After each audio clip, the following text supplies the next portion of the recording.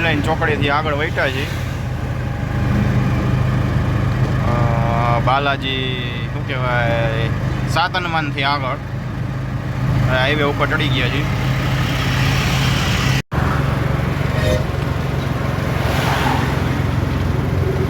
કુવાડવા પહેલાં ત્રિમંદિર આવે ત્યાં પહોંચ્યા આપણે. જો દર્શન કરી લ્યો.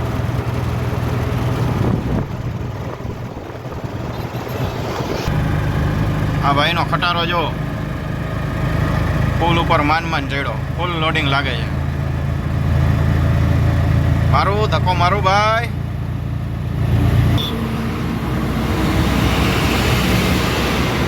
સિક્સ લેન હાઈવે થઈ ગયો પછી બહુ સારું થઈ ગયું. અહીંયા એ ગોંડલ રોડ જે આપણે જુનાગઢ હાઈવે વાળો બને છે ગોંડલ સુધી જેતપુર સુધી એ પણ આવો થઈ જાય.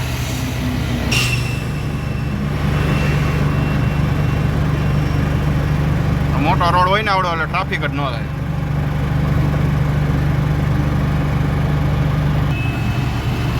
ફાઇનલી આપણે કુવાડવા પહોંચ્યા છીએ અત્યારે. જો અહીંયા પુલનું કામ ચાલુ છે. પુલ બન્યો નહીં. હવે આ લોકોએ શું કર્યું હોય, વિરોધ કર્યો હોય કે પુલવાળા પૈસા ખાઈ ગયા હોય રોડવાળા.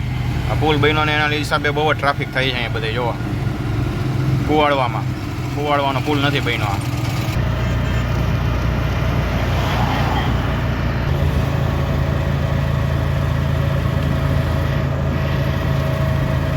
આ કાચની જો ફેક્ટરી આખી આગળ ફ્રન્ટમાં બધે ગ્લાસ છે. આ ફેક્ટરીનો ગેટ.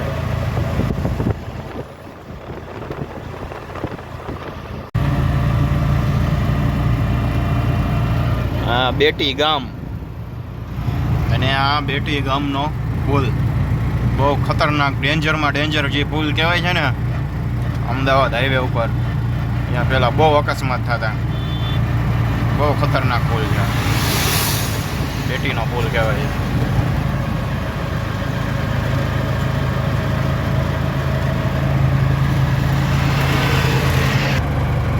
અહીંયા બધી બાજુ જો ગાડીઓના ઢગલા જ દેખાશે. કેમ કે આ આવી ગયું એરપોર્ટ. જો અહીંથી આ ગાડીઓ જે આવે સામે ને સામે જાય છે એ એરપોર્ટ રોડ છે. એરપોર્ટ. અહીંયા પોલીસવાળા ઊભા રહી ગયા. જો પોલીસવાળાને ગમે ત્યાં ઊભું રહીને બસ દાવો રોકડા.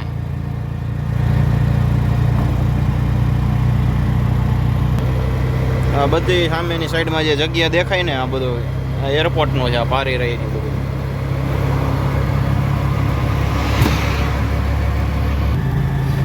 એરપોર્ટ પછી આપણે જમણી બાજુ વળી ગયા છીએ. હવે આવી ગયો બામણબોરનો રોડ. આપણે બામણબોરથી આગળ અંદર ગામ વટીને આપણે જવાનું છે ટફ કંપનીએ.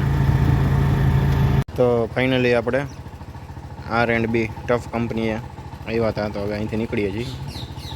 હલો, તો નેક્સ્ટ વિડીયોમાં મળીએ. ત્યાં સુધી જય માતાજી, જય દ્વારકાધીશ.